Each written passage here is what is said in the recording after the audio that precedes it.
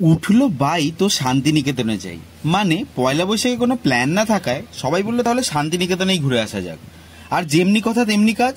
পরের দিন ভোর 6টায় বাস ধরেই চললাম শান্তিনিকেতনের উদ্দেশ্যে। আর এইবার আমরা গিয়ে উঠেছিলাম শান্তিনিকেতনের সব থেকে সুন্দর প্রপার্টি দি উদিচি রিজেন্সিতে। জায়গাটা শুধু আকারেই বিশাল নয়, প্রতিটি কর্নারই ইনস্টা ওয়ার্দি। মনে হবে সারাদিন এখানে ছবি তুলেই বেড়াই। এখানে এলে বাইরে বেরোনোরই প্রয়োজন হবে না, কারণ ভেতরেই রয়েছে দারুণ একটা রেস্টুরেন্ট, ইনফিনিটি পুল, ব্যাংকুয়েট, আর রুমস নিয়ে তো কোনো কথাই হবে না। রয়েছে ডিলাক্স টু ফ্যামিলি রুমস, আবার চাইলে তুমি বুক করে নিতে পারো একটা আস্ত ভিলাও। যাই হোক, পয়লা বৈশাখের দিনে জমিয়ে বাঙালি খাবার খাবো না তাও আবার হয় নাকি? কাবাব থেকে পাতুরি, মাছ থেকে মাটন, শেষ পাতে রসগোল্লা, কিছুই বাদ রাখিনি।